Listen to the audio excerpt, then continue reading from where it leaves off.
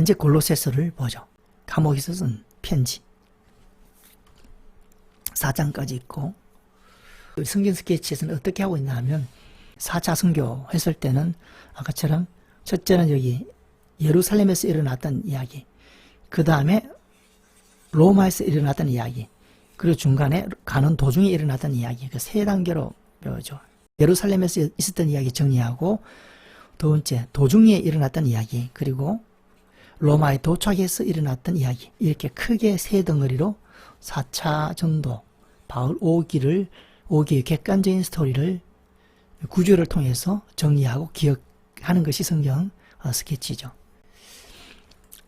그리고 이제 이 옥중서신이나 이 서신서들을 보면, 이거는 이제 본문을 이제 읽어야 되는 그 공부 형태가 본문을 읽어야 되는 거죠. 스케치는 줄거리죠. 핵심 스토리를 엮어가는 것이 스케치라면, 이제는 본문, 그 많은 본문을 천천히 읽으면서 의미를 파악해 갈 수밖에 없는 책들이 이제 골로새서, 에베소서 뭐 이런 서신서들이다 하는 것을 기억해야 되겠죠. 그래서 골로새서는 일단 내용을 간단히 볼 수밖에 없습니다. 그래서 그리스도가 뛰어난 이야기, 다음 1, 2장, 3, 4장. 그리스도 안에서의 삶. 이게 이제 핵심이죠. 그리스도 안의 삶. 그래서 이게 성경을 공부하면 이게 진리가 로마서에서 말하는 진리하고 골로새서에서 말하는 진리가 절대로 다르지 않다는 거죠. 깊이 들어가면 창세기에서 말한 진리하고 서신서에서 말한 진리가 다르지 않는 거죠. 스타일이나 어떤 보이는 어떤 사건에 대한 기록은 다 내용이 다르죠. 다르지만 그 영적으로 전하고 있는 그 본질적인 메시지는 똑같은 거죠. 자, 그리스도 안에서의 삶, 우리가 참 중요한 단어죠. 왜냐하면 우리 신앙생활을 승리로 이끄는 데 가장 중요한 그 요소가 안으로 표현했기 때문입니다. 로마서에서 8장 1절 2절에 보면 그리스도 안에 있는 자는 이제는 해방되잖아요. 그래서 벌써 이 안이라는 단어를 통해서 보더라도 그러니까 진리는 하나의 진리라는 거죠. 골로새서에서 전하는 진리가 다르고 에베소에서 전하는 진리가 다르지 않다는 거죠. 로마서에서 전하는 진리가 다르지 않는데, 우리가 그 다르지 않다는 것을 그냥 그냥 그것을 외워서 아는 것도 필요하지만, 그건 이제 껍데기 아는 거고, 우리가 본문을 읽어보면 정말 다르지 않구나 하는 것을 느끼게 되죠. 그것을 생각하면서 우리가 한번 더 봅니다. 1장 2장은 예수 그리스도로 인한 죄사함. 그리스도는 하나님의 형상이다. 이 사람마다 좋아하는 그 표현이 조금씩 다를 수는 있습니다. 그래서 저는 이 말이 참 좋습니다. 그리스도는 하나님의 형상이다. 이건 끝났다 이렇게 보는 거죠. 하나님의 현현이다. 현현, 하나님의 나타나심. 예수 그리스도는 보이지 않는 하나님을 우리에게 보여주는 형상이다. 하나님의 사랑을 몰랐는데 예수 그리스도가 오셔서 그 사랑을 몸소 보여줘서 저게 하나님의 사랑이구나. 그러니까 예수 그리스도는 하나님을 보여주시는 분이죠. 그래서 하나님의 형상이다라는 거죠.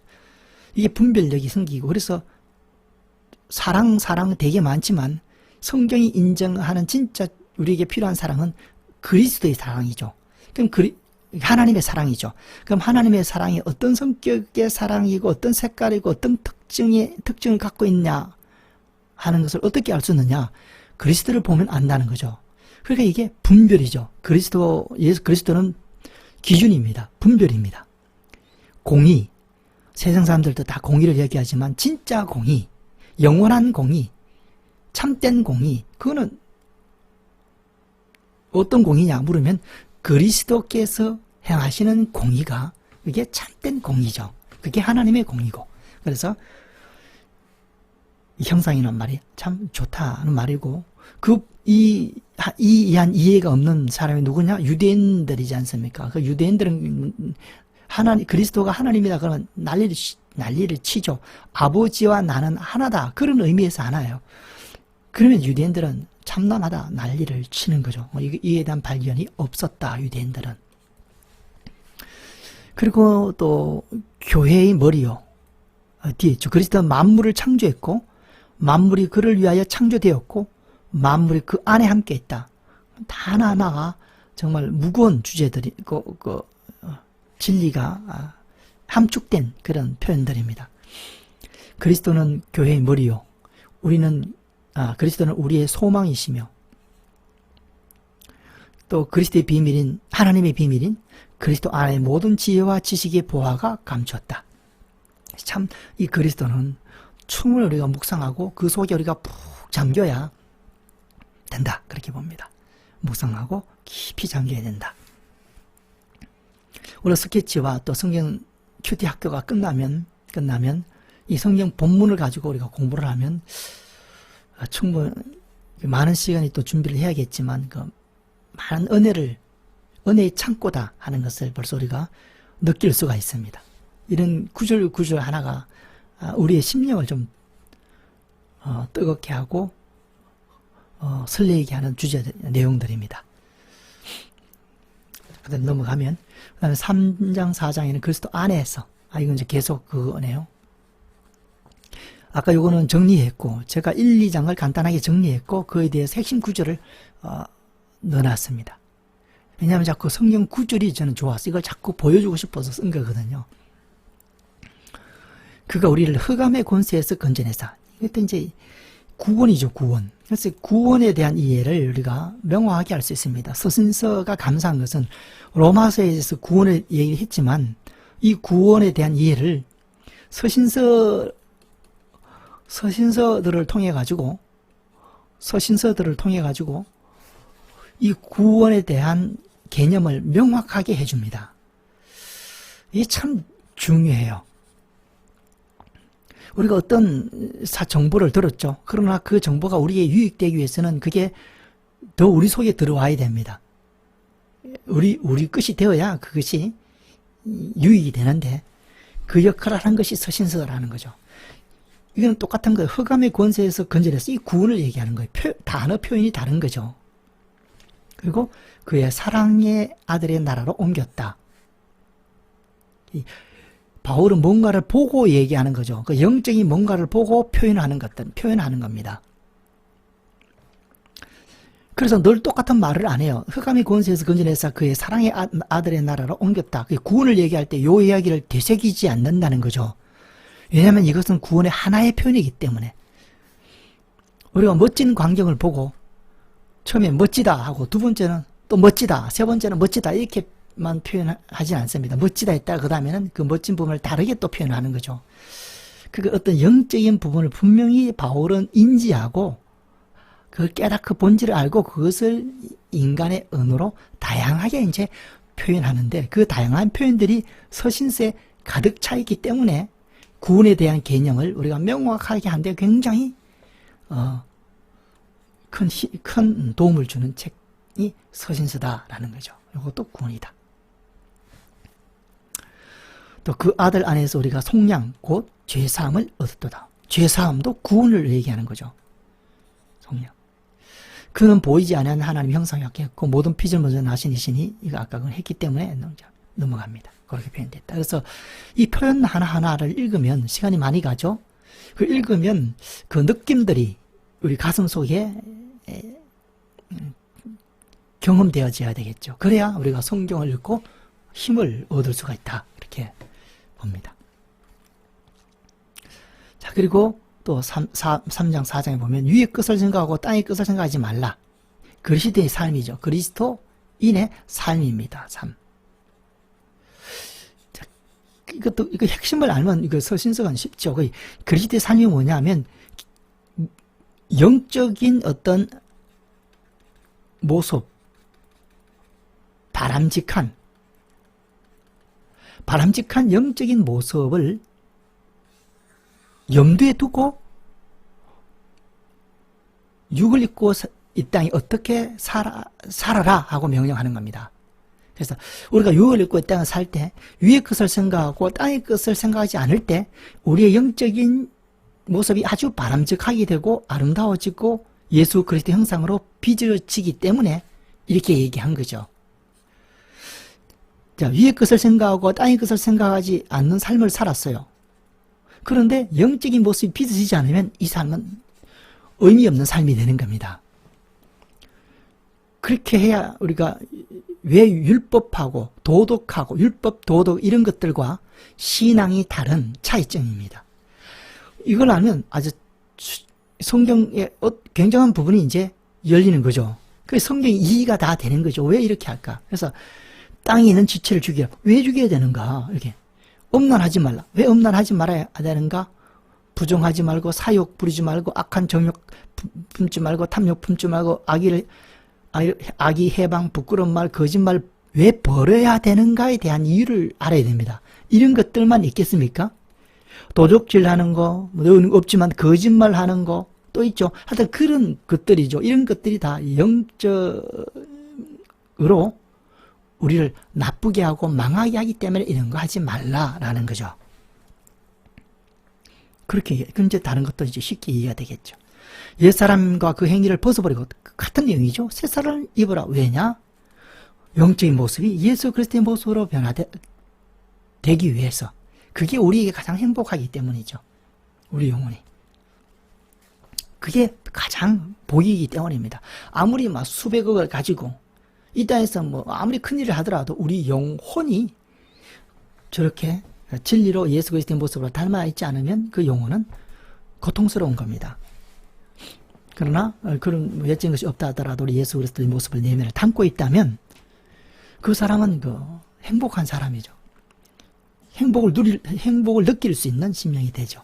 그래서 긍휼, 자비, 온유, 오래 참음, 피차, 용서하라 이런 것들 위해 사랑을 다하라 이런 삶의 방식이 이렇게 살아가는 것이 우리 영혼에 유익을 주는 삶이다라는 거죠. 이런 삶이 그리스도인의 삶으로 정당한 삶이고 이런 삶이 예수 믿어서 우리 속에 주님의 의가 접붙임 되었을 때 그 주님의 생명을 계속 유지해내는 삶의 모습이다 라고 얘기하는 겁니다. 아내는 남편에게 복종하라. 왜냐? 그래야 이 아내의 영혼이 살아요. 그러니까 남편이 훌륭한 남편이면 복종하기 좋지만 훌륭하지 않는 남편도 복종해야 돼요. 누구를 위해서 주어진 명령이냐면 아내를 위해서 주어진 명령이에요. 남편을 위해서 주어진 명령이 아닙니다. 아내한테 주어진 명령이에요. 아내의 영혼을 살기 위해서는 남편에게 복종을 해야 됩니다. 남편들도 마찬가지죠. 아내를 사랑하래요. 왜냐? 그래야 남편의 영혼이 사는 거죠. 그래야지 이게 뭐 서로 쌈박질 하듯이 복종 이게 그런 어떤 용도로 사용하면 안 되죠. 남편의 영혼이 사는 길은 아내를 사랑하는 겁니다. 그래 아내를 사랑하면 누가 제일 복이냐? 남편이 복이에요. 그렇게 생각하면 되죠. 자녀들은 부모에게 순종하는 마찬가지입니다. 그래야 자녀의 영혼들이 살고 아비들은 자녀를 격락해 하지 말고 종들은 상전에게 순종하라. 그래야 종들이 삽니다. 그렇게 됐죠. 상전들은 의와 공평으로 종들에게 베풀라. 네, 그렇게 되어 있습니다. 뭐 이게 굉장히 많겠죠. 뭐 이것만 있겠습니까? 핵심은 아까 말한 것처럼 영적인 거란 거죠. 목표는 영적인 삶의 아름다움을 위해서 이 땅의 삶을 이렇게 살아내라 라고 주어진 것이기 때문에 이게 율법이나 도덕하고 비슷하지만 차이가 있다는 거죠. 도덕적인 사람은 딱 이것만 보릅니다. 사욕을 안 했다. 악한 정욕을 안 품었다. 그러면 됐다. 거기서 끝나는 게 도덕이에요. 그러나 우리는 뭐까지 보느냐? 악한 정욕을 품지 않음으로 인해서 영적인 모습이 아름다워지느냐까지 보는 거죠. 그 차이다라는 거죠. 그렇게 되면 때 분별력이 생깁니다. 분별력이. 선한 행위를 해도 이게 신앙적인 선한 행위고 성경적인 선한 행위인지 아니면 그냥 도덕 수준의 세상 사람들이 다 아는 도덕 수준의 선한 행위인지를 분별할 수 있는 눈이 필요하죠. 서신서는 그런 내용이다. 조금 이건 이제 성경 구절, 아까 이거는 또 이제 정리한 거고 성경 구절을 집어넣었다. 이런 것들. 새 사람을 입었으니 이는 자기를 창조하신 이의 형성을 따라 지식에까지 새롭게 하심을 입은 자니라. 자, 거기에는 헬라인이나 유대인이나 이 할례자나 무할례자나 야만이나 스구디아니나 종이나 자유인이나 뭐뭐냐 차별이 있을 수 없다는 겁니다. 이건 당연한 거예요. 왜냐하면 내적인 모습을 보면, 내적인 모습을 기준으로 보면 이건 다 외적인 모습이죠. 유대인, 헬라인, 할레파, 무할레파, 야만인 그것만 있겠습니까? 뭐 흑인, 백인, 뭐 황인 다 있겠죠. 하여튼 또 무슨인 다 있겠죠. 그것은 차별이 없다는 겁니다. 사실은 차별이, 외적으로 보면 차별이 있어요. 그러나 차별이 없다고 말할 수 있는 것은 내적으로 볼 때 차별이 없다는 거죠. 같은 모습이다. 같은 모습이다. 그래서 우리가 예수 그리스도를 닮기 때문에, 이게 닮는다는 것은 내적인 부분이죠. 닮기 때문에 형제죠. 형제는 왜 형제냐? 닮았기 때문에 형제죠.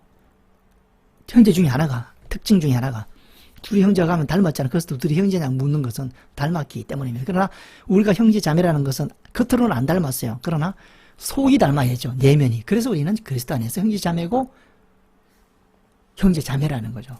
패밀리라는 거죠. 패밀리. 그리고 성경은 그 형제 자매가 진짜 형제 자매다라고 성경은 그렇게 얘기하고 있는 겁니다. 그래서 바울의 아들이 디모데예요. 바울의 아들이 디모데일 수는 없죠. 절대로. 그러나 바울은 디모데를 부를 때 아들을 부르잖아요.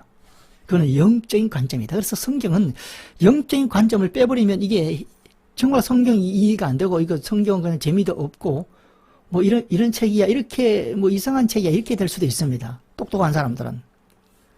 이게 안티 기독교인 하잖아요. 똑똑하죠. 근데 그들은 다 외적인 거, 영적인 것은 1도 없어요. 그러니까 우리가 안티 기독교인하고 대화할 때는 영적인 관점으로 얘기해야 해요. 그들이 전혀 생각하지 못한 부분. 그러면 뭐 대화가 되죠. 뭐 절대로 안 밀립니다.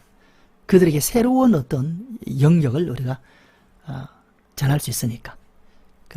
그러니까 아까 저는 그 부분만 이해하면, 영적 어떤 영혼을 생각하면, 영적 모습을 생각하면 서신서는 쉽게 우리가 이해해야 된다. 골로새서 그리스도의 뛰어남, 그리스도 안에서의 삶, 이것도 벌써 알잖아요. 왜 그렇게 살아야 되느냐? 목적을 우리가 알고 있죠. 영적인, 그러니까 예수 그리스도를 닮기 위해서 내적으로. 그래서 바울은 갈라디아서 4장 19절을 우리가 익히 알고 있는 말씀처럼 너희 속에 그리스도의 형상을 이루기 위해서 내가 해산하는 수고를 하노라. 그게 진짜 우리고 그게 진짜 중요하기 때문에 해산하는 수고를 하고 있는 거죠. 그 성경은 그렇게 전하고 있다는 거죠, 우리한테. 그래서 우리가 그것을 받아들이느냐 안 받아들이냐는 것은 우리에게 달려있다. 뛰어남, 죄사함, 하나님의 형상이다. 그리스도 교회의 머리다. 하나님의 비밀이다. 위 것을 생각해라. 뭐 이런 것. 옛사람 버리고 새 사람을 입어라. 그 이제 되는 거죠. 뭐라 이게. 자, 딱 이 패턴입니다. 서신서는. 다른 서신서 대부분 패턴이죠. 뭐냐면 예수 그리스도로 말미암아 구원을 받았으니 이렇게 살아라. 그거죠. 이거죠. 이렇게도 정리할 수 있죠. 자, 서신서에서 전하고 싶은 것은 그리스도인은 이렇게 살아라를 전하는 게 핵심입니다. 사실은.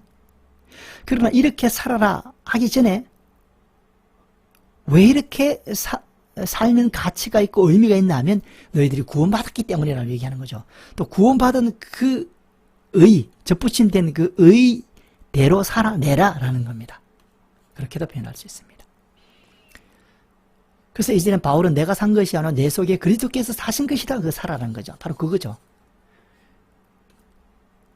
그 예수 그리스도의 의의 삶을 살아라. 하나님이 거룩하니 나도 거룩하니 너희도 거룩하라. 그러죠. 사실은 우리가 그렇게 살 수가 없습니다. 하나님이 거룩하니 뭐 레위기도 나와 있고 여기 서신서도 나와 있죠.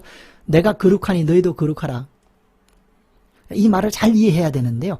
내가 거룩하니 너희가 거룩하라는 것은 내가 거룩한 대로 그 하나님의 거룩함으로 거룩하라는 거죠. 그건 우리 인간이 할 수가 없는 겁니다. 그러나 구원이 있기 때문에 접붙임이 됐기 때문에 그것을 유지하는 삶을 살아나는 것이 우리가 하나님의 의를 만들 수는 없고 하나님의 의를 우리 힘으로 살 수는 없습니다. 그러나 우리가 예수를 믿을 때 우리 속에 들어왔기 때문에 그것을 유지하는 삶을 살 수는 있는 거죠. 그걸 유지하는 것은 우리의 책임이다라는 겁니다. 살아. 그런 얘기입니다. 뭐 일단 또 다른 길로 가기 전에 넘어갑니다.